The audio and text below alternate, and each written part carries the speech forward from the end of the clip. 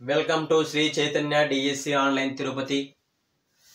మన శ్రీ చైతన్య అనే సంస్థ తిరుపతిలో ఆన్లైన్ ప్రారంభించాము మరియు ఆఫ్లైన్ కూడా ప్రారంభిస్తాము. అదేవిధంగా ఈ సంస్థ ప్రత్యేకతలు సోషల్ ప్రత్యేకంగా చెప్పబడును. ఎస్ఏ స్కూల్ అసిస్టెంట్ సోషల్ ప్రత్యేకంగా చెప్పబడును. అదేవిధంగా మన సంస్థ ఇంటర్మీడియట్ సిలబస్ ప్రణాళికబద్ధంగా మీకు ఆన్లైన్ ద్వారా ప్లస్ ఆఫ్లైన్ ద్వారా మీకు ఇవ్వబడును. అదేవిధంగా మన విశేషాలు ఏంటంటే ప్రతి చాప్టర్ను డిజిటల్ బోర్డు పైన అమర్చి ప్రాజెక్ట్ వర్క్ చేయబడనమ్మా. ప్రతి చాప్టర్ అది 10th క్లాస్ లోపల కావచ్చు లేదా ఇంటర్మీడియట్ సిలబస్ కావచ్చు, ఏదైనా కానీ చాప్టర్ అయిపోయిన తర్వాత లాస్ట్ బిడ్ బ్యాంకు టెక్స్ట్ బుక్లో ఉన్న బిడ్ బ్యాంకును డిజిటల్ బోర్డు పైన అమర్చి ప్లస్ అదే చాప్టర్ను మీరు గమనించండి, ఆలోచించండి, ప్రతిస్పందించండి అనే అంశాలు అక్కడక్కడ టెక్స్ట్ బుక్లు రాయబడినది బాక్సుల రూపంలో వాటిని వివరణం మొత్తం మనకు ఈ ముందుకు తీసుకొస్తున్నాం. అదేవిధంగా ఈరోజు మనము ఏంటి 8వ తరగతిలో ఉన్న భూమి, నేల, నీరు, వృక్ష సంపద, వన్యప్రాణులు అనే చాప్టర్ను మీ ముందుకు తీసుకొస్తున్నానమ్మా. ఓకే, మన సంస్థ పేరేంటి? శ్రీ చైతన్య డిఎస్సి తిరుపతి. అదేవిధంగా మనకు ఈరోజు 8వ తరగతిలో ఉన్న పాఠ్యాంశాన్ని డిస్కషన్ చేస్తున్నాం. ఏంటి? భూమి, నేల, నీరు, వృక్ష సంపద. ఓకేమా? భూమి, నేల, నీరు, వృక్ష సంపద, వృక్ష సంపద, వృక్ష సంపద మరియు వన్య ప్రాణులు, వన్య ప్రాణులు. ఇది మనకు 8వ తరగతిలో ఉన్న పాఠ్యాంశం అమ్మ. ఏ తరగతిలో? 8వ తరగతిలో ఉన్న పాఠ్యాంశం, 8th క్లాస్. ఓకే, ఏ తరగతి ఇందులో మిక్స్ కాదు, ఒక 8వ తరగతి మాత్రమే మనకు మీ ముందుకు వచ్చింది. ప్రపంచంలో భూమి, నేల, నీరు మరియు వృక్ష సంపద, వన్యప్రాణులు అన్ని ప్రాంతాల్లో ఒకే విధంగా ఉండదు. ఈ భూమి పైన ఇవన్నీ మార్పులు తీసుకొస్తాయి. ఓకే, ఇవన్నీ కొన్ని చోట్ల ఉంటాయి, కొన్ని చోట్ల తక్కువగా ఉంటాయి, కొన్ని చోట్ల ఎక్కువగా ఉంటాయి. ఖచ్చితంగా భూమిపైన మార్పు తీసుకొస్తాదని పాఠ్యాంశంలో మనకు ముందుగా తెలుస్తున్నదమ్మా. అంటే దీని సారాంశము ఖచ్చితంగా ఇవన్నీ కీలకంగా భూమిపైన ఒక సిస్టమేటిక్గా ఒక ఏరియాని ఖచ్చితంగా లొకేటెడ్ చేస్తుందని చెప్పేసి ఈ చాప్టర్ మనకు చెప్తున్నది సారాంశం పరంగా. అదేవిధంగా భూమి ప్రపంచంలో ఎలా ఉన్నది, ఆ భూమిపైన నేల ఎలా ఉన్నది, ఆ నేలలో నీరు ఎలా ఉన్నది, ఆ నీటి పరిసర ప్రాంతాలలో వృక్ష సంపద ఎలా ఉన్నది, ఆ వృక్ష సంపద ప్రాంతాలలో వన్యప్రాణులు ఎలా ఉన్నది అని చెప్పేసి పాఠ్యాంశాన్ని మనం ముందుకు తీసుకొస్తున్నాము. అదేవిధంగా ఇక్కడ పాఠ్యాంశంలో కథల రూపంలో 2 కంట్రీస్ లేదా 2 లొకేషన్స్ గురించిలో మన చాప్టర్లో డిస్కషన్ చేశాడు. అదేవిధంగా ఇది ఆఫ్రికా ఖండం అమ్మ. ఏంటన్నా? ఆఫ్రికా ఖండం. అదేవిధంగా ఇటు తూర్పున ఆస్ట్రేలియా ఖండం ఉంది. ఓకే, ఆస్ట్రేలియా ఖండంలో తూర్పు భాగంలో ఒక దేశం ఉంది. ఏంటి ఆ దేశము? న్యూజిలాండ్. అంటే న్యూజిలాండ్ అనే ప్రదేశాన్ని, ఆఫ్రికాలో టాంజానియా అనే ప్రదేశాన్ని చాప్టర్లో రచయిత పరిశీలన చేశాడు.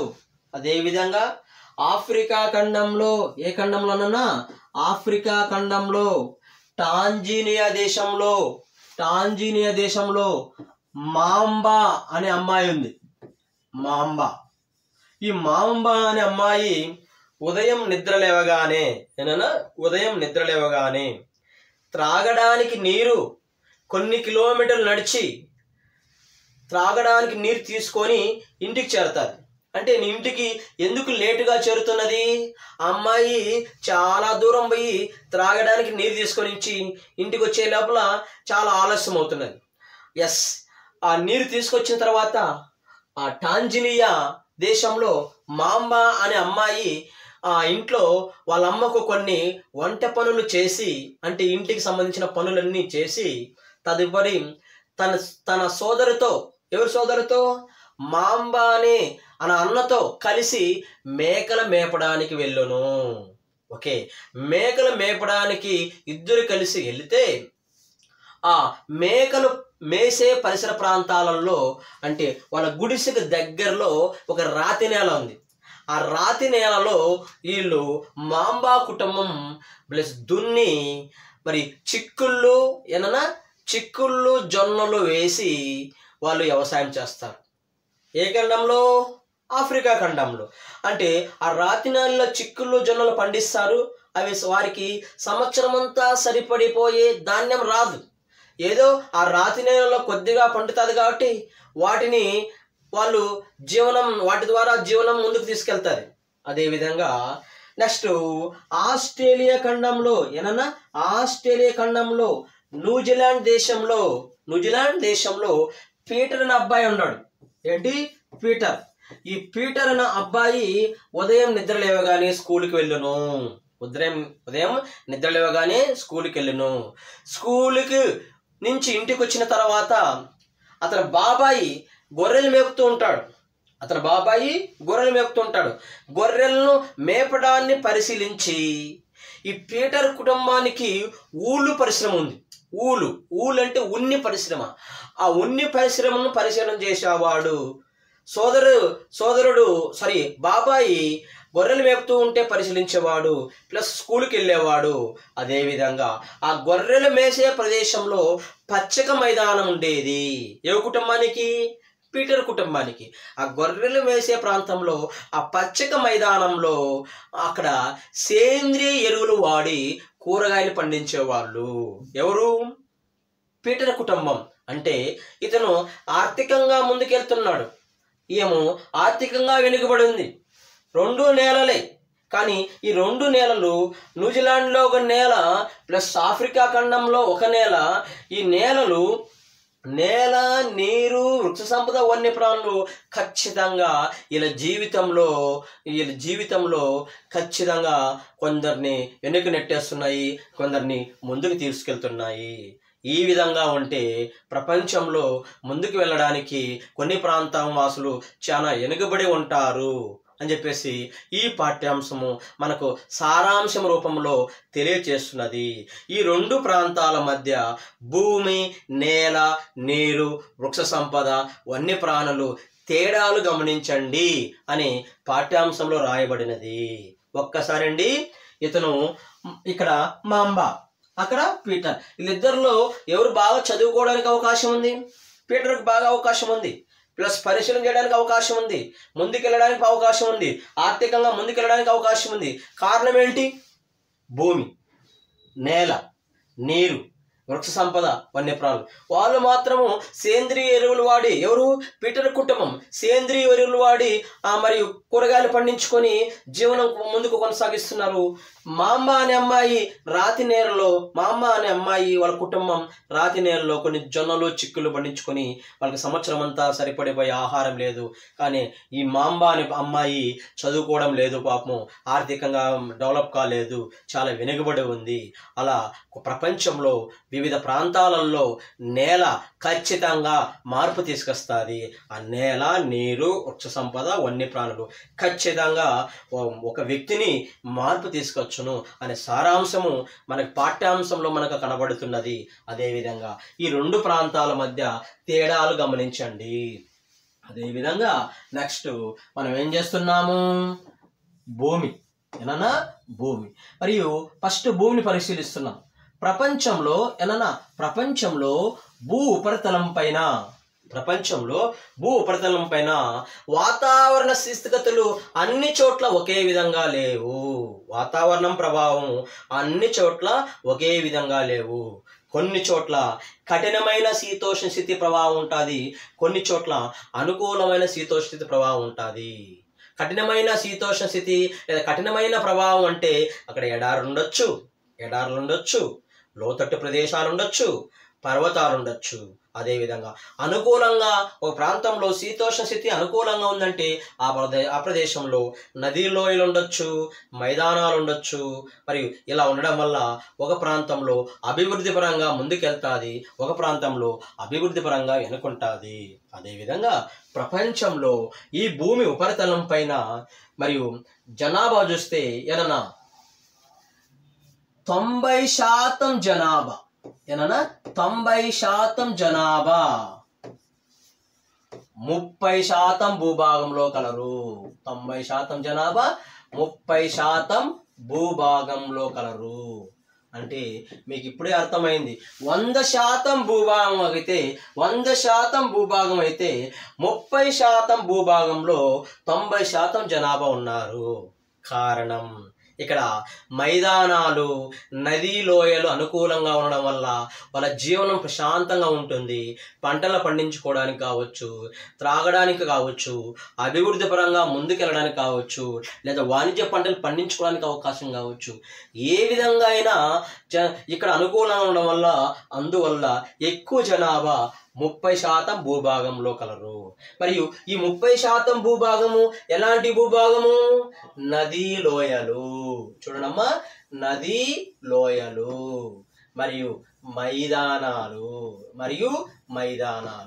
మైదానాలు చాలా సారవంతంగా ఉంటాయి. మైదానాలు ఎలా ఏర్పడతాయి? నదీ పరిసర ప్రాంతాలలో ఏర్పడతాయి. నదుల ప్రభావం ఎక్కువ ఎక్కడుంటే అక్కడ నదీ పరిసర ప్రాంతాలలో మైదానాలు ఏర్పడడం వల్ల ఆ మైదానాలు చాలా సారవంతంగా ఉండడం వల్ల అక్కడ జనాభా బతకడానికి చాలా అనుకూలంగా ఉండడం వల్ల వాళ్ళు చేసుకోవడానికి అన్ని అభివృద్ధి పథకాలన్నీ అక్కడ లభించడం వల్ల ప్రపంచంలో ఆ 30% భూభాగంలో 90% జనాభా కలరు. అదేవిధంగా ఏనన్నా నెక్స్ట్ 10% జనాభా. మొత్తము ఎంత శాతం జనాభా? 100% పాపులేషన్. మరియు 10% జనాభా మరియు ఎంత శాతం భూభాగం మిగిలి ఉంది?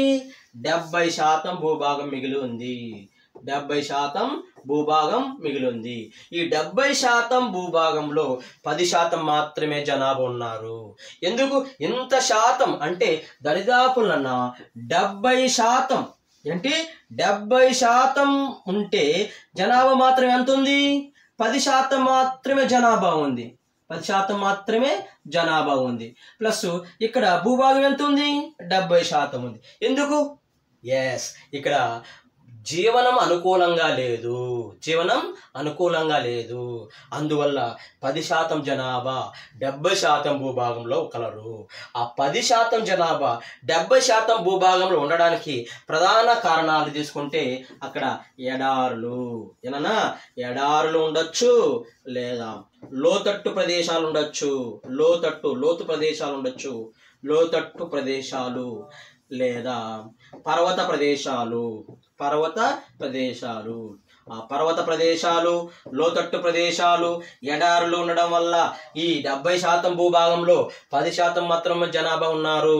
అదేవిధంగా ఈ భూమిని ఏ విధంగా వినియోగిస్తున్నాము? ఒకసారి భూమిని ఏ విధంగా వినియోగిస్తున్నాము మీకు తెలిసిన విషయం. భూమిని ఏ విధంగా వినియోగిస్తున్నాము? వ్యవసాయం చేసుకుంటున్నామా లేదా అంటే వ్యవసాయం అనుకూలంగా ఉండను. భూమి ఉపయోగం వ్యవసాయం అనుకూలంగా ఉండను. రోడ్లు అనుకూలము. భూమి వినియోగం క్రింది వానిలో ఏంది అంటాడు. మరి భూమి వినియోగం క్రింది వానిలో ఏంటి? వ్యవసాయం అనుకూలంగా ఉంటుంది, రోడ్లు అనుకూలంగా ఉంటుంది, ప్లస్ పరిశ్రమలు అనుకూలంగా ఉంటాయి. పరిశ్రమలు నిర్మించడానికి అనుకూలంగా ఉంటుంది భూమి. ఆ భూమిని వినియోగిస్తున్నాము. ప్లస్ ఖనిజాలు త్రవ్వకాల వలన మరియు వినియోగము అంటే భూమి లోపల నుంచి ఖనిజాలు వెలికి తీస్తే ఆ ప్రదేశం అభివృద్ధి చేయడానికి అనుకూలంగా ఉంటుంది. ప్లస్ అదేవిధంగా ఆ ఖనిజాలు వెలికి తీసిన తర్వాత అదే ఖనిజాల నుంచి పరిశ్రమను ఏర్పాటు చేసి వస్తువు తయారు చేయొచ్చు. అదేవిధంగా ఆ పరిశ్రమలకు వెళ్ళాలంటే రహదారులు నిర్మించుకోవడానికి అవకాశం ఉంది. అదేవిధంగా ఆ పరిశ్రమలు ఇంకా ముందుకు వెళ్ళాలంటే ఖచ్చితంగా ఏంటి, వ్యవసాయం. అంటే పరిశ్రమలు రకాలు ఉంటాయి. అలా వ్యవసాయం అనుకూలంగా ఉన్నది, రోడ్లు అనుకూలంగా ఉన్నది, పరిశ్రమలు అనుకూలంగా ఉన్నాయి, ఖనిజాలు అనుకూలంగా ఉన్నాయి. దేని ద్వారా? భూమి ద్వారా. మరియు భూమి వినియోగంలో పాత్ర వహించేటివేంటివి? భూమిని వినియోగిస్తున్నాం అంటే ఈ భూమి వినియోగించడంలో కొన్ని పాత్రలు. ఇప్పుడు మన కుటుంబం ఉంది. మన కుటుంబం మనము కావచ్చు, మన చెల్లి కావచ్చు, మన అన్న కావచ్చు, మనం అందరము అంటే ఈ కుటుంబం అంతా పైకి ఎదగాలన్నా, అభివృద్ధి చేయాలన్నా ఇంట్లో పాత్ర వహించేది ఎవరు? తండ్రి తల్లి. ఏంటన్నా, తల్లి తండ్రి వీళ్ళిద్దరూ పాత్ర వహిస్తారు. అలా పాత్ర వహించే వాళ్ళు ఉంటారు, కీలక పాత్ర వహించే వాళ్ళు అనుకుంటారు. అలా భూమి వినియోగించడంలో పాత్ర వహించేది క్రింది వానిలో ఎవరు? ఈ భూమి వినియోగించడంలో పాత్ర వహించేది క్రింది వానిలో ఎవరు? ఎగ్జాంపుల్ ఫస్ట్ ఏం చేస్తాము? ఓకే, నెక్స్ట్ తదుపరి ఇది ఎర్త్. దేని గురించి మాట్లాడుతున్నాం? మనము భూమి గురించి మాట్లాడుతున్నాం. మరియు ఈ భూమి వినియోగం గురించి మాట్లాడుతున్నాం. ఈ భూమి వినియోగంలో పాత్ర వహించేది ఎవరు? ఓకే, ఒక పరిసర ప్రాంతాలకు వెళ్తాం మనం. ఒక పరిసర ప్రాంతాలకు వెళ్తే ఆ పాత్రను చూస్తున్నాం. ఓకే, ఒక పరిసర ప్రాంతాలకు వెళ్ళాం. ఫస్ట్ ఏం చేస్తాము? స్థలం చూస్తాం. స్థలాకృతి. ఏంటన్నా, స్థలాకృతి అంటే ఈ స్థలం హెచ్చు తగ్గులు ఉందా, ఎత్తుగా ఉందా, లేదా దిగుగా ఉందా, లేదా అప్ అండ్ డౌన్స్ ఉందా అని చెప్పేసి మొట్టమొదటిసారిగా ఒక పరిసర ప్రాంతాలకు వెళ్తే స్థలాకృతిని చూస్తాం. అంటే ఇది వివిధ రూపాలలో ఉందా, లేదా గుట్టలుగా ఉందా, లేదా కొండలుగా ఉందా, లేదా మైదానాలుగా ఉందా, లేదా ఎడారులుగా ఉందా, లేదా పీఠభూములుగా ఉందా, పరిశీలన చేస్తామా చేయమా? దానినే స్థలాకృతి అంటాం. భూమి వినియోగించడంలో పాత్ర వహించేది క్రింది వానిలో ఎవరు? స్థలాకృతి చూసిన తర్వాత ఓకే, వెరీ నైస్, ఇది పల్లపుగా ఉంది, సమతలంగా ఉంది అని చేస్తాం. వెంటనే ఇలా వంగి ఏం చేస్తాము? ఈ నేల సారవంతంగా ఉందా లేదా చూస్తాము. నెక్స్ట్ ఏం చేస్తాం? మనము నేలను చూస్తాము. ఈ నేల సారవంతంగా ఉన్నదా లేదా, ఇది ఎలాంటి నేల, ఇందులో ఖనిజాలు ఉన్నాయా లేవా, ఇందులో సేంద్రీయ పదార్థాలు ఉన్నాయా లేవా, ఇందులో రూపాంతరశీలాలు ఉన్నాయా లేవా, ఇవి చాలా సారవంతంగా ఉన్నదా లేదా అని చెప్పేసి మనం ఖచ్చితంగా చూస్తామా లేదా ప్రదేశానికి వెళ్ళి. అందువల్ల భూమి వినియోగంలో పాత్ర వహించేది మరొకరెవరు? నేల. స్థలాకృతి, నేల. ఓకే, నేలను పరిశీలన చేశాము. తదుపరి ఏం చేస్తాము? నీరుని చూస్తాము. ఈ ప్రాంతంలో భూగర్భ జలం ఉందా, లేదా నదీ పరిసర ప్రాంతాలు ఏమైనా ఉన్నాయా, లేదా కాలువలు ఏమైనా ఉన్నాయా? ఖచ్చితంగా వ్యవసాయం చేయాలంటే నీరు ఖచ్చితంగా ఉండాల్సిందే కదా. అందువల్ల నెక్స్ట్ పాత్ర వహించేది ఎవరు? నీరు. నీరు. ఇదంతా వినియోగంలో పాత్ర వహించేవాళ్ళు. భూమి వినియోగంలో పాత్ర వహించేవారు. స్థలాకృతి, నేల, నీరు. అదేవిధంగా నేల, నీరు తర్వాత తదుపరి ఇవన్నీ ఉన్నాయి. తదుపరి ఏం చూస్తాం మనము? వాతావరణము. ఏం చూస్తాం? మరియు వాతావరణం చూస్తాము. ఏ ప్రాంతంలో ఎండలు ఎక్కువగా ఉన్నాయా, లేదా ఈ ప్రాంతంలో సూర్యకిరణాల ప్రభావం తక్కువగా ఉందా, లేదా చలి ఎక్కువగా ఉందా, లేదా ఎండ ఎక్కువగా ఉందా అని చెప్పేసి ఖచ్చితంగా పరిశీలన చేస్తాం. మీరు ఊహించవచ్చు, ఇప్పుడు దరిదాపులో ధ్రువ ప్రాంతాలు ఉంటాయి. ధ్రువ ప్రాంతాలు వ్యవసాయం చేసుకోవడానికి అనుకూలంగా ఉందా? లేదే. భూమి దగ్గరికి వెళ్తాం, వ్యవసాయం చేసుకోవడానికి మంచి అనుకూలంగా ఉంటుందా? ఉండదు. అలా ఏ ప్రాంతంలో అయితే వాతావరణం అనుకూలంగా ఉంటుందో ఆ ప్రదేశంలో పంటలు పండించుకోవడానికి అవకాశం ఉంటుంది. మనం కూడా అక్కడ ఎక్కువ పని చేసుకోవడానికి మనం ఎక్కువ శ్రమ పడతాం. కాబట్టి అలసట రాకుండా ఆ వాతావరణం మనకు అనుకూలంగా ఉండాలా, ప్లస్ ఆ ప్రదేశానికి అనుకూలంగా ఉండాలి. కాబట్టి మరి భూమి వినియోగంలో మరిక పాత్ర వహించేది ఎవరు? వాతావరణము. ఎవరు? వాతావరణము. అదేవిధంగా నెక్స్ట్ తదుపరి భూమి వినియోగించడంలో మరిక పాత్ర వహించేది ఖనిజాలు. ఓకే, నా పొలంలో ఇనుము, బంగారు అలాంటి మెటీరియల్స్ నా పొలంలో దొరికినాయంటే ఖచ్చితంగా నేను డెవలప్ అవ్వడానికి అవకాశం ఉంటుందా లేదా, అభివృద్ధిలో నడవడానికి అవకాశం ఉంటుందా లేదా. అందువలన భూమి వినియోగించడంలో మరిక పాత్ర వహించేది ఎవరు? ఖనిజాలు. వాతావరణము. నీరు, నేల, స్థలాకృతి. అదేవిధంగా భూమి వినియోగించడంలో భూమి వినియోగించడంలో కీలక పాత్ర వహించేది ఎవరు? ఓకే, ఇవన్నీ చేస్తున్నాము. ఇవన్నీ చేయాలంటే ఖచ్చితంగా కీలక పాత్ర వహించేది ఎవరు చెప్పండి? మీకు తెలుసు ఎవరు? జనాభా. కీలక పాత్ర వహించేది ఎవరు? జనాభా. ఏనన్నా ఇవన్నీ ఉండి మనిషి లేకపోతే మనం చేయగలుగుతామా? లేదు. అందువల్ల భూమి వినియోగించడంలో కీలక పాత్ర వహించేది జనాభా మరియు సాంకేతిక. జనాభా మరియు సాంకేతిక. టెక్నాలజీ ఉంటేనే కదా టెక్నాలజీని తయారు చేసేవారు మనిషి లేకపోతే ఖచ్చితంగా ఇవన్నీ చేస్తామా? మనం ఇవన్నీ పరిశీలన చేస్తామా? స్థలాకృతి ఎలా ఉంది, నేల ఎలా ఉంది, నీరు ఎలా ఉంది, వాతావరణం ఎలా ఉంది, ఖనిజాలు ఎలా ఉంది అని చెప్పేసి మనము చూడడానికి అవకాశం ఉండదు. ఖచ్చితంగా మనం అనేది ఉండాలా. ఆ మనిషి టెక్నాలజీని కూడా తయారు చేస్తాడు. అందువల్ల భూమి వినియోగించడంలో కీలక పాత్ర వహించేది సాంకేతిక మరియు జనాభా. ఈ భూమి రెండు రకాలుగా ఉండును. అదేవిధంగా గ్రామాలలో ఉండును, పట్టణాలలో ఉండును. ఏది? భూమి. మరియు ఇక్కడ ఎగ్జాంపుల్ ఏం చేస్తున్నాను? భూమి వినియోగించడంలో క్రింది వానిలో పాత్ర వహించేది ఎవరు? స్థలాకృతి, నేల, నీరు, వాతావరణం, ఖనిజాలు. భూమి వినియోగించడంలో కీలక పాత్ర వహించేది ఎవరు? జనాభా, సాంకేతిక. టెక్నాలజీ ప్లస్ పాపులేషన్ ఇద్దరు కలిస్తేనే ఇవన్నీ భూమిని మనం పాత్ర వహించడానికి అవకాశం ఉంది. అదేవిధంగా నెక్స్ట్ తదుపరి ఈ భూమి రెండు రకాలుగా ఉండును. ఒకటి యజమాన్య ఆధారంగా భూమి రెండు రకాలు ఉంటుంది. ఒకటి ప్రభుత్వ భూమి. దేనిని ఆధారంగా విభజన చేశాను నేను? యజమాని ఆధారంగా భూమిని రెండు రకాలుగా డివైడ్ చేశాను. ఒకటి ప్రభుత్వ భూమి, మరియు ఈ ప్రభుత్వ భూమి రెండోది ఏంటి? ప్రైవేట్ భూమి. మరియు ప్రభుత్వ భూమి, ప్రైవేట్ భూమి. ప్రభుత్వ భూమి అందరి అవసరాలు తీర్చే ఉమ్మడి వనరు.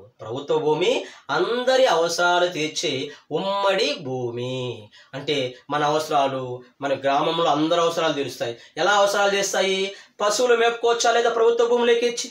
అవునా కదా, ఎవరు అడ్డగించరు. మరియు ప్రభుత్వ భూములోకి వెళ్ళేసి పశువులు మేపుకోవచ్చు. ఆ ప్రభుత్వ భూముల్లో పండ్ల చెట్లు ఉంటే ఆ పండ్లను సేకరించుకోవచ్చు. అదే ప్రభుత్వ భూములో ఏమైనా విత్తనాలు ఉంటే విత్తనాలు కూడా సేకరించుకోవచ్చు. అదే ప్రభుత్వ భూములో ఔషధ మొక్కలు ఉంటే ఔషధ మొక్కలను కూడా మనం సేకరించవచ్చు. ఎక్కడ? ప్రభుత్వ భూములు. అంటే ప్రభుత్వ భూములో పండ్లను సేకరించవచ్చు. పండ్లను సేకరించవచ్చు, విత్తనాలను సేకరించవచ్చు, పశువులను మేపుకోవచ్చు. జనరల్గా మరియు మాకు పొలం లేదు, మాకు ఆవులు ఉన్నాయి, ఖచ్చితంగా నేను పొలం లేనప్పుడు ఏం చేయాలా? ఏదో ప్రభుత్వ భూములు ఉంటాయి, అక్కడికి వెళ్ళేసి మనం పశువులు మేపుకోవాలా, పండ్లను సేకరించుకోవచ్చు, విత్తనాలను సేకరించుకోవచ్చు. అదే ప్రభుత్వ భూములో ఔషధ మొక్కలు ఉంటాయి మరియు ఔషధ మొక్కలు. మీరు ఔషధ మొక్కల గురించి మీకు 7th క్లాస్లో చెప్పాను, 9th క్లాస్లో చెప్పాను. తులసి అన్నాను, వేప అన్నాను, జామున్ అన్నాను, అర్జున అన్నాను, కచ్చనార్ అన్నాను. ఇలా రకరకాల ఔషధ మొక్కలు ఉంటాయి కదా. ఆ ఔషధ మొక్కలకు మనకు అవసరమైతే వినియోగించుకోవచ్చు. ఎగ్జాంపుల్, మనకు 8వ తరగతిలో ఒక ఔషధ మొక్క రాశాడు, దాని పేరు బ్రహ్మకమలం. బ్రహ్మకమలం. మరియు ఈ బ్రహ్మకమలం అనేది ఒక ఔషధ మొక్క. ఈ విధంగా ఎప్పుడైతే అందరి అవసరాలు తీర్చడం వల్ల ప్రభుత్వ భూమి ఉమ్మడి వనరు. క్వశ్చన్ ఏ విధంగా ఫ్రేమ్ చేస్తాడు? క్రింది వానిలో ఉమ్మడి వనరు ఏది? ఎగ్జాంపుల్, ప్రభుత్వ భూమి, ప్రైవేట్ భూమి, లేదా ప్రభుత్వము మరియు ప్రైవేట్ భూమి, లేదా డి వచ్చేసి ఇవన్నీ అంటాడు. మరి ఏది ప్రభుత్వ భూమి మాత్రమే ప్రజలందరి ఉమ్మడి అవసరాలు తీర్చేది. అదేవిధంగా మరియు నెంబర్ 2 ఏనన్నా నెంబర్ 1 కంప్లీట్ చేశాము. నెంబర్ 2 ఏంటి? ప్రైవేట్ భూమి. ప్రైవేట్ భూమి ఏం చేస్తుంది? వాళ్ళ అవసరాలు వాళ్ళకు తగ్గట్టుగా వాళ్ళ అవసరాలు తీరుస్తాయి. అంటే వాడు ఇండివిజువల్, వాడికి భూమి ఏంది, వాడు ఏ విధంగా యూజ్ చేసుకుంటాడు, ఏ విధంగా అయినా యూజ్ చేసుకుంటాడు. అందువల్ల ప్రైవేట్ భూమి వాని అవసరాలకు తగ్గట్టు వాడు వాడుకుంటాడు, మన అవసరాలకు తగ్గట్టు వాడు ఆడుకుంటాడు. అదే ప్రభుత్వ భూమి ఏం చేస్తుంది? అందరి అవసరాలు తీర్చే ఉమ్మడి వనరు. అదేవిధంగా ఈ ప్రభుత్వ భూమి గ్రామాలలో ఉంటుంది, పట్టణాలలో ఉంటుంది. చూడండి అన్న, ఈ ప్రభుత్వ భూమి మళ్ళీ ఏం చేస్తున్నా నేను, గ్రామాలలో ఉంటుంది, పట్టణాలలో ఉంటుంది. గ్రామాలలో ఏనన్నా గ్రామాలలో ఏం చేస్తుంది? పేదవారి నివాసాలు ఏర్పాటు చేసుకోవడానికి అనుకూలంగా ఉండును. పేదవారి వ్యవసాయం చేసుకోవడానికి అనుకూలంగా ఉండును. పేదవారి వ్యవసాయం చేసుకోవడానికి అనుకూలంగా ఉండును. ఎక్కడ? గ్రామాలలో. అదేవిధంగా పట్టణాలలో ఏనన్నా పట్టణం, ఈ పట్టణాలలో పరిశ్రమలు ఏర్పాటు చేసుకోవడానికి అనుకూలంగా ఉండును, నివాసాలు ఏర్పాటు చేసుకోవడానికి అనుకూలంగా ఉండును. పట్టణాల్లో నివాసాలు ఏర్పాటు చేస్తారు, గ్రామాల్లో నివాసాలు ఏర్పాటు చేస్తారు. అవి పక్కన పెడితే గ్రామాలలో వ్యవసాయం చేసుకోవడానికి అనుకూలంగా ఉండును, పట్టణాలలో పరిశ్రమలు చేసుకోవడానికి అనుకూలంగా ఉండును. ఏ భూమి? ప్రభుత్వ భూమి. అందువలన ప్రజలు అందరి అవసరాలు తీర్చే వనరు ప్రభుత్వ భూమి. అదేవిధంగా ఎప్పుడైతే ప్రభుత్వ భూమిని కావచ్చు, ప్రైవేట్ భూమిని కావచ్చు ఎక్కువగా వినియోగించడం వల్ల భూమి క్షీణించి సారవంతం తగ్గిపోతున్నది. అవునా కదా? వీడు ఏం చేస్తాడు? ప్రైవేట్ వ్యక్తి రకరకాల టెక్నాలజీ ఉపయోగించి భూమిని వివిధ రకాలుగా వాడుకుంటాడు. ఏ విధంగానే వాడుకుంటాడు. మన సొంత భూమి, మన ప్రైవేట్ భూమి ఆ పరిశ్రమ ఏర్పాటు చేసుకోవచ్చు, లేదా రకరకాల వన్ యూజెస్. టెక్స్ట్ బుక్లో ఏం రాయలేదు. మనం చెప్పుకోవాలంటే పరిశ్రమ ఏర్పాటు చేసుకుంటాడు, లేదా వాహనాలు తయారు చేసుకుని ఒక ఫ్యాక్టరీ ఏర్పాటు చేసుకుంటాడు, ఎరువులు ఏర్పాటు చేసుకోవడానికి ఒక ఫ్యాక్టరీ ఏర్పాటు చేసుకుంటాడు.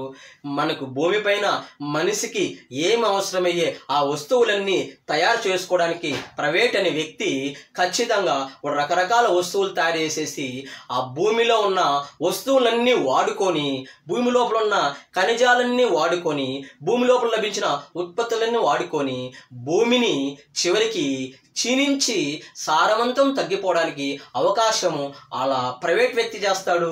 ఇలా ప్రభుత్వ సంబంధించిన వ్యక్తులు లేదా మనము అందరం కలిసి భూమిని ఎక్కువగా వినియోగించుకోవడం వల్ల భూమి చివరికి క్షీణించి ఎడారిగా మారడానికి అవకాశం ఉంది. ఏనా? ఎడారిగా మారడానికి అవకాశం ఉంది. ఇలా ఎడారిగా మారిపోయి చివరికి అక్కడ మన జీవనం చాలా కష్టంగా ఉండడానికి అవకాశం ఉంటుంది. అలా కొన్ని సందర్భాలలో ఎడారిగా మారచ్చు. కొన్ని సందర్భాలలో భూకంపాలు, అగ్నిపర్వతాలు లేదా వరదలతో బీభత్సం జరుగును. ఎక్కడ? భూమి ఉపరితలం పైన. ఎప్పుడైతే ఈ భూమి ఉపరితలం పైన ఇలా భూకంపాల వలన, అగ్నిపర్వతాల వలన, లేదా వరదల వలన, లేదా ప్రవాహాల వలన అధిక నష్టం భూమి జరుగును. కొన్ని సందర్భాలలో ఈ భూమిపైన వరదలు ఎక్కువైనప్పుడు కొండ చర్యలు విరిగిపడడం జరుగును. కొండ చర్యలు విరిగిపడడం జరుగును. ఎప్పుడు విరిగిపడడం జరుగుతుంది? ఎప్పుడు జరుగుతుంది? ఎప్పుడైతేనన్నా వర్షం ప్రభావం ఎక్కువగా నమోదైనప్పుడు మరియు ప్రవాహాలు ఎక్కువగా పెరిగిపోయి తీవ్రకి ఎత్తు ప్రాంతాల నుంచి, కొండ ప్రాంతాల నుంచి, పర్వత ప్రాంతాల నుంచి మట్టి నీరు అంతా కొట్టుకుపోయి దిగువ ప్రాంతాల పైన పడి కొండ చర్యలు అలా విరిగిపడి కింద నష్టం జరగడానికి అవకాశం ఉంది. ఈ విధంగా కొండ చర్యలు విరిగిపడడం జరిగింది. ఎక్కడ ఈ కొండ చర్యలు విరిగిపడడం జరిగిందంటే ఏనన్నా హిమాచల్ ప్రదేశ్లో. ఎక్కడ? హిమాచల్ ప్రదేశ్లో కిన్నార్ జిల్లాలో హిమాచల్ ప్రదేశ్లో కిన్నార్ జిల్లాలో పాంజీ గ్రామంలో. ఇక్కడ పాంజీ గ్రామంలో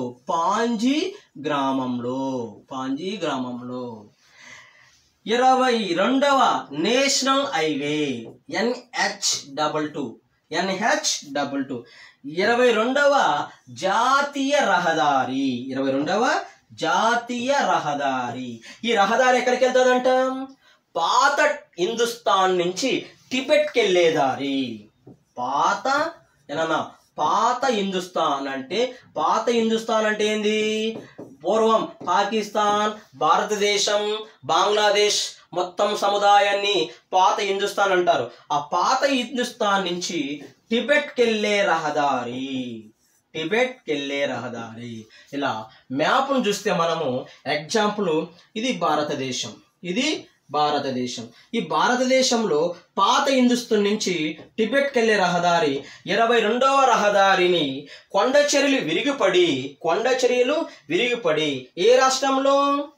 హిమాచల్ ప్రదేశ్ రాష్ట్రంలో కిర్నార్ జిల్లాలో పాంజీ గ్రామంలో నేషనల్ హైవే 22వ జాతీయ రహదారి పాత హిందుస్థాన్ టు టిబెట్కి వెళ్ళే రహదారి 200 మీటర్ల మేరకు 200 మీటర్ల మేర వరకు రహదారి పైన కొండ చర్యలు విరిగిపడడం జరిగింది. ఇలా ఈ ప్రదేశంలో ఎప్పుడైతే కొండ చర్యలు విరిగిపడడం జరగడం వల్ల ఆ ప్రదేశంలో ఉన్న గ్రామాలకు ఎలాంటి సౌకర్యాలు అందలేదు. మరియు ఆ కొండ పరిసర ప్రాంతాలలో తీవ్ర నష్టం జరిగింది. ఆ గ్రామాలు ఉన్న ప్రదేశాలలో తీవ్ర నష్టం జరిగింది. ఈ విధంగా భూమిని ఏ విధంగా అయితే మనం డిఫరెంట్గా భూమిని ఇబ్బంది పెట్టి ఈ భూమిని వినియోగించుకున్నాం అనుకో, మనకు కలిగే నష్టాలు ఈ పాఠ్యాంశంలో రచయిత మన ముందుకు తీసుకొచ్చాడు. ఈ విధంగా జరిగింది.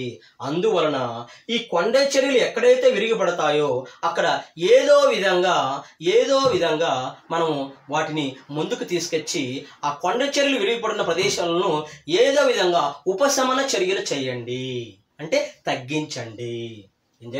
తగ్గించేలా ఇప్పుడు ఏం చేస్తున్నాము? ఎక్కడైతే కొండ చర్యలు విరిగిపడుతున్నాయో ఆ పరిసర ప్రాంతాల్లో ఏదో విధంగా ఉపశమన చర్యలు చేయండి, అంటే తగ్గించండి. ఉపశమన చర్యలు అంటే తగ్గించండి. అది అంటే వెంటనే ఏ విధంగా కొండ చర్యలు ఎక్కడైతే విరిగిపడుతూ ఉంటాయో ఆ ప్రదేశంలో ఏ విధంగా ఉపశమన చర్య చేయాలా? వెంటనే ఆ ప్రదేశంలో సాంకేతికత ఉపయోగించి, టెక్నాలజీని ఉపయోగించి ముందుగా కొండలు విరిగిపడుతున్న ప్రదేశాలను గుర్తించాలి. ఎక్కడైతే టెక్నాలజీ ఉపయోగించాలా, సాంకేతిక ఉపయోగించి ఆ పరిసర ప్రాంతాలను ముందుగా గుర్తించి మనం కొండ విరుగుతున్న లేదా కొండ ఇరుగుపడి ప్రదేశాలను ముందుగా గుర్తించి ఆ ప్రదేశాలలో ఉన్న గ్రామాలను వెలుపలకు తరలించాలి. మీరు ఈ ప్రదేశంలో ఉండొద్దండి. ఉంటే రేపు రాబోయే రోజుల్లో ఈ కొండ ఇరిగిపోవడానికి అవకాశం ఉంది. మేము టెక్నాలజీ ఉపయోగించి తెలుసుకున్నాము. అందువల్ల మీరు ఇక్కడ ఉంటే రహదారులు ఇబ్బంది పడతాయి, రహదారులకు అడ్డంకులు వస్తాయి, రాళ్ళు అన్నీ వచ్చి పడతాయి. మీ గ్రామాలకు సౌకర్యాలు, మంచినీరు సౌకర్యాలు కావచ్చు, ఆహార సౌకర్యాలు కావచ్చు, ఇవన్నీ ఇబ్బంది పడుతుంది. లేదా మీరే కొండ పరిసర ప్రాంతాలు ఉంటే మీరు చనిపోవడానికి కూడా అవకాశం ఉంటుంది, మీ ఇల్లు దెబ్బతినడానికి కూడా అవకాశం ఉంటుంది. అందువల్ల మీరు ఇతర ప్రాంతాలకు వెళ్ళండి అని చెప్పేసి ముందుగా ప్రభుత్వం వాళ్ళకి తెలియచేయాలి. అంటే మరియు వారిని ఇతర ప్రాంతాలకు తరలించాలి.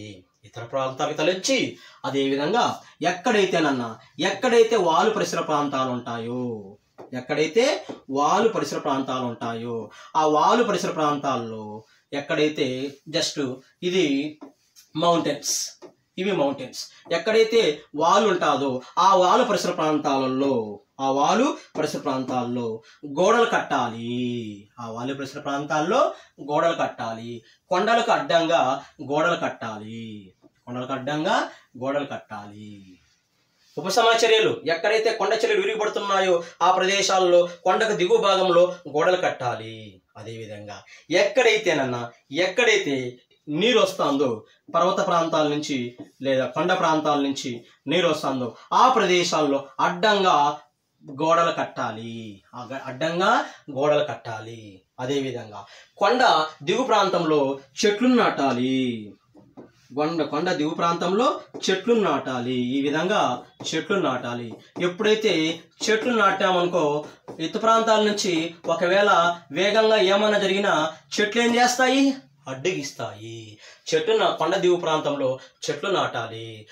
నీటి ప్రవాహ ప్రాంతంలో వేగంగా వస్తున్న నీటి ప్రవాహ ప్రాంతంలో నీటికి అడ్డంగా గోడలు కట్టాలి. కొండ దిగు ప్రాంతాల్లో గోడలు కట్టాలి. ఈ విధంగా చేయడం వల్ల కొండ చర్యలు విరిగిపడుతున్న ప్రదేశాల్లో మనం అరికట్టడానికి అవకాశం ఉంది. అదేవిధంగా ఈ భూమి మనం వివిధ రకాలుగా వినియోగించడం వల్ల మన భూమి నష్టపోతున్నది. కాబట్టి ఈ భూమి ఉపరితలం పైన పశువులను తక్కువ మోతాదులో మేపాలి. పశువులను తక్కువ మోతాదులో మేపాలి. ఏం సార్, పశువులకు దానికి ఏం సంబంధం అనే ప్రస్తావన తీసుకోవచ్చు. పశువులు భూమిపైన లేదా కొండలపైన ఉన్న గడ్డిని మొత్తం లాగేస్తాయి. అలా లాగేయడం వల్ల ఆ భూమి లోపల నుంచి గడ్డి వేర్లంతా బయటకు వచ్చేసి గడ్డిని తినేస్తాయి. ఎప్పుడైతే భూమి పట్వత్వం అంటే భూమి గట్టిదనం తగ్గిపోతుంది పశువులు ఎక్కువగా మేపితే. అలా పశువులు తక్కువ మేపండి, తక్కువ మేతాదులో మేపాల. మనం ఏదో విధంగా పొలంలో గడ్డి వేసుకొని మేపుకోవాలా. కొండల పరిసర ప్రాంతాల్లో తీసేస్తే ఆ కొండ పరిసర ప్రాంతాల్లో పట్టుత్వం తగ్గిపోతుంది. అందువల్ల ఎప్పుడైతే పట్టుత్వం తగ్గిందో కొండ ప్రాంతం నుంచి వాటర్ వస్తే మట్టిని మొత్తం తీసుకొని వచ్చేసి దిగు ప్రాంతాల్లో చేస్తుంది. కాబట్టి పశువులను తక్కువ మోతాదులో మేపాలి.